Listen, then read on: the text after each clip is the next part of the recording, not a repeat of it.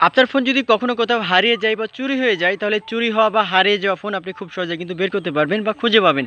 তো কিভাবে আপনি চুরি হওয়া বা হারিয়ে যাওয়া ফোন আপনি খুঁজে পাবেন বা বের করবেন, চলুন আমি সরাসরি আপনাকে দেখিয়ে দিচ্ছি। আর এরকম ইম্পর্টেন্ট ভিডিও প্রতিনিয়ত পেতে অবশ্যই আমার চ্যানেলটা আপনি সাবস্ক্রাইব করে রাখবেন। তো চলুন তাহলে মূল ভিডিওটি শুরু করা যাক। তো ফার্স্টে আপনার ফোনে যে সেটিংস আছে, আপনার ফোনের সেটিংস আপনি ওপেন করবেন, করার পরে তার আগে আপনি অবশ্যই ডাটা অথবা ওয়াইফাই অন করে নেবেন। দেন আপনি খুঁজে বের করবেন গুগল আপনি যখন ক্লিক করবেন, ক্লিক করার পরে দেখবেন যে এভাবে একটা নতুন ইন্টারফেস চলে আসবে। তারপরে নিচের দিকে দেখতে পাবেন লেখা থাকবে ফাইন্ড মাই ডিভাইস, আপনি ফাইন্ড মাই ডিভাইসে ক্লিক করবেন।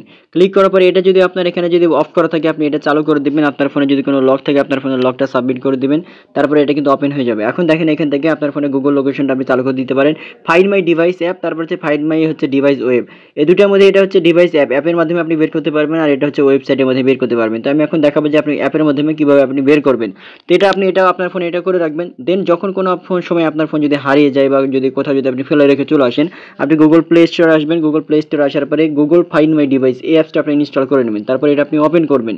ওপেন করার পরে এখানে sign in guest as a guest আপনি এখানে ক্লিক করবেন। ক্লিক করার পরে এখান থেকে হচ্ছে আপনার ফোনের মানে যে আপনি যে ফোনটা হারিয়ে গেছে ওই ফোনের যে জিমেল অ্যাকাউন্টটা যেটা দেওয়া ছিল, ওই জিমেল অ্যাকাউন্টটা আপনি এখানে সাবমিট করে দেবেন। তারপরে এখান থেকে নেক্সটে আপনি ক্লিক করবেন। নেক্সটে ক্লিক করার পরে আপনি পাসওয়ার্ডটা এখান থেকে আপনি সাবমিট করে দিবেন। যখন আপনি এখান থেকে পাসওয়ার্ডটা যখন আপনি সাবমিট করে দিবেন, পাসওয়ার্ড সাবমিট করার পরে কিন্তু এখান থেকে দেন পেস্ট করে দিলাম। তারপরে এখান থেকে নেক্সটে ক্লিক করলাম। নেক্সটে ক্লিক করলে কিন্তু আপনি এবার এখান থেকে দেখতে পারবেন যে আসলে আপনার ফোনটা আসলে কোথায় আছে। দেখেন এটা কিন্তু ওপেন হয়ে গেছে। এখানে আপনার ফোনের মডেল নামটা দেখাবে, তারপর লোকেশনটা দেখাবে। এভাবে খুব সহজে কিন্তু আপনি বের করে ফেলতে পারবেন যে আসলে আপনার ফোনটা কোথায় আছে, কোন প্লেসে আছে। খুব সহজে আপনি এটা আপনি চেক করে দেখে নিতে পারবেন।